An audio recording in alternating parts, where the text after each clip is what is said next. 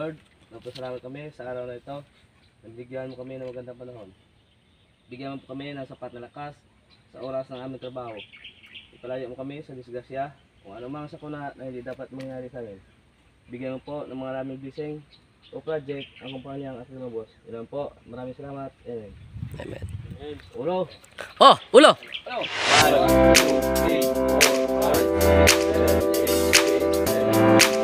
4, 3, 2, 1.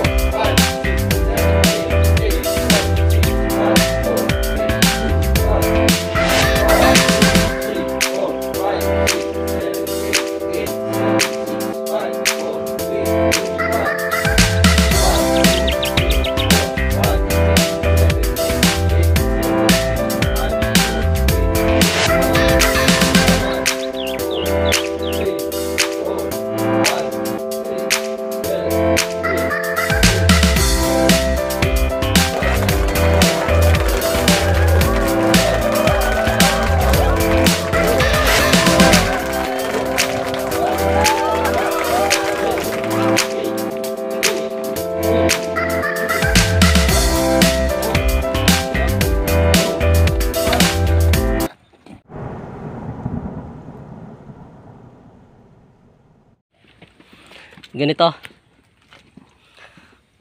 Ang mga priorities natin ngayong linggo, dapat magawa natin, ha. Si Jo din.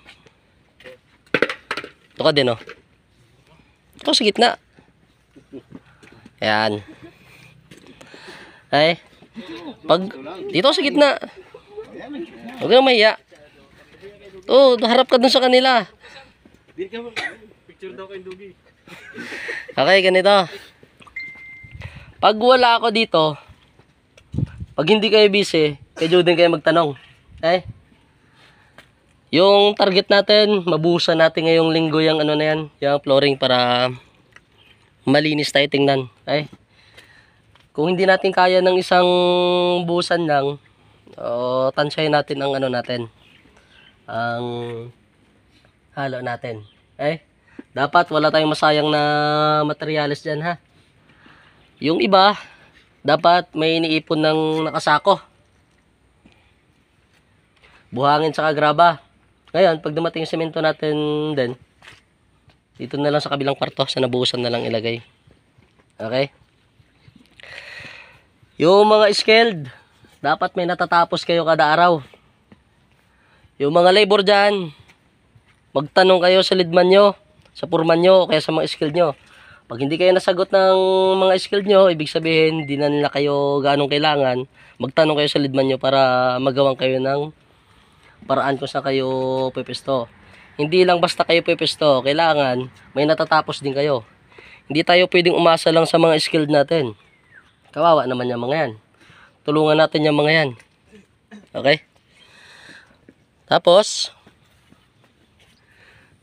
yan. Nyok. Kayong naka-assign maglagay ng scaffold natin. Siguraduhin yung scaffolding natin ay maayos. Hindi tayo pwedeng dyan, basta-basta na lang magtayo lang, ha. Kailangan sigurado. Pag nahulog tayo, malaki problema natin yan. Okay, isa pa. Ugaliin natin magsuot ng safety ng natin, ng vest. Ha?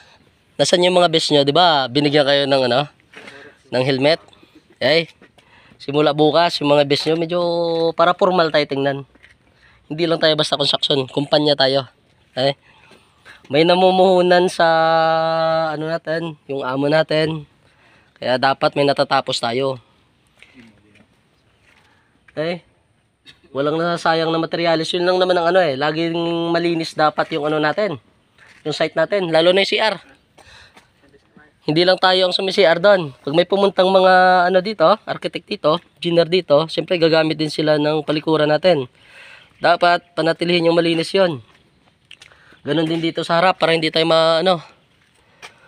penalty. May warning na tayo dito, ha. Okay. Yung mga maso natin, medyo kung kaya pa nating mas linisin ang gawa natin, yung mga siko. Medyo hindi maayos. Eh, hindi natin kailangan mabilis na mabilis yan. Kailangan natin pulido. Wala tayong uulitin. Den, tika dito, Den. Ulitin ko lang ha. May leadman tayo. Si Juden ang leadman natin. Hindi po pwedeng maya-maya nasa salubong namin kayo dyan.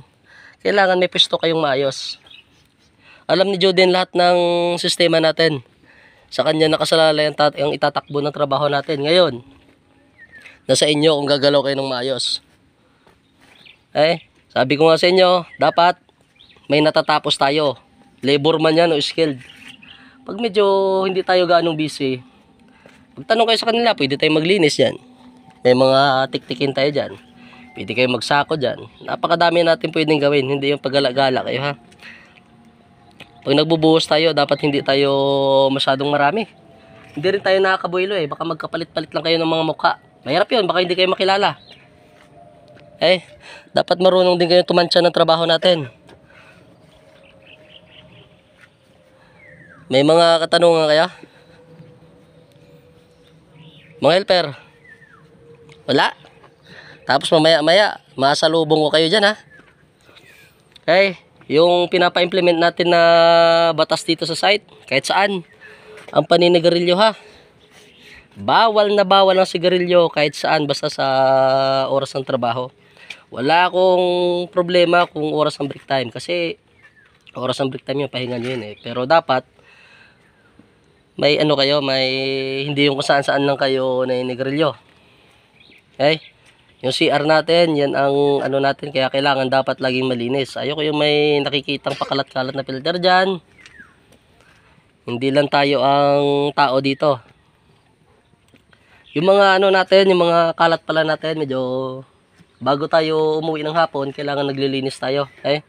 Ibigay natin yung 4:30 pa lang, maglinis na kayo. Hindi tayo pwedeng abutin ng alas 5 dito, kaya kailangan bago mag alas 5, malinis tayo. Okay? Yung mga kalat ng mga mason nyo, mga labor. Isang mason, isang labor. Pero kung kakaunti lang gagawin ng mason, kung kaya nyong dagdagan yung ano nyo, mason nyo, dagdagan nyo. Kayo mga mason naman, tulungan nyo yung mga helper nyo. Hindi yung maghintay lang kayo dyan ng halo nyo ha. Hindi tayo ganyan.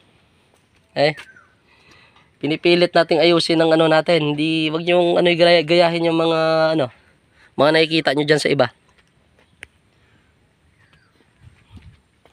Ano mga helper, may mga katanungan kayo?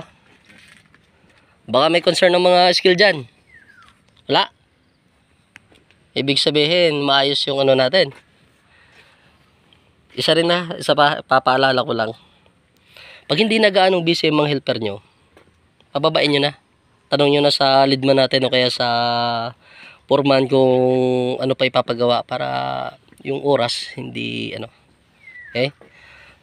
Diba, nakaano sa ano natin, time is gold tayo. Eh, dapat panatilihin natin yun. Huwag natin pabayaan ang ano natin. Eh, yung project na to, gusto ko matapos to. Wala tayong magiging problema dito. Wala silang nasasabi. Wala tayong back job talaga na sinasabi dito. Walang nasasabi yung amo natin. Yung malinis at saka maayos talaga. Yun lang naman ang gusto ko sa na mangyari. Ay, dahil wala na kayong katanungan, maglinis muna tayo. Ikaw din, baka may gusto kang sabihin sa kanila. Wala. Ha? Sabihin mo. Wala. Kamaya. Eh, isa pa pala. Yung electrician natin nag-iisa lang. Roy, baka may gusto kang sabihin. Eh, tulungan natin yan, ha? Kailangan nating tulungan yan. Napakadaming tiktikin dyan. Napakaraming ano. Yung mga labor na medyo bakante, sa palagay nyo medyo bakante kayo, magtanong kayo kay electrician natin. Ha? 2 project ang iniikot namin, kaya medyo gahol talaga. Kailangan namin ng tulong nyo. Okay? Kooperasyon nyo lang. Yun lang. Tulong-tulong tayo. Sige na. Linis tayo.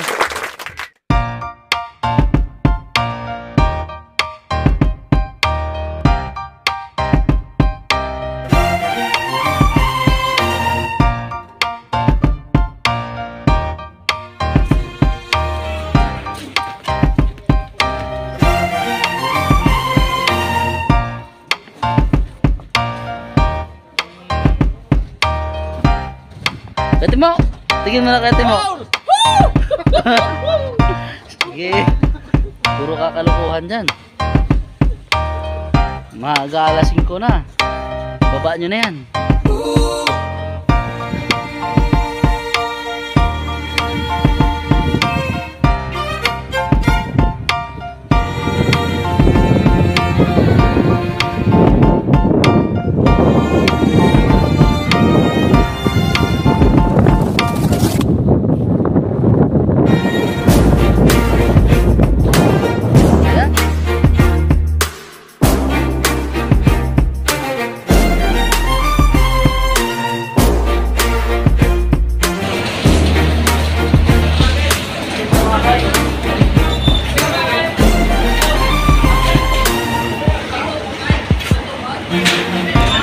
Masama ito na to. Wala mo naman. Bagay. Bubuhat sila.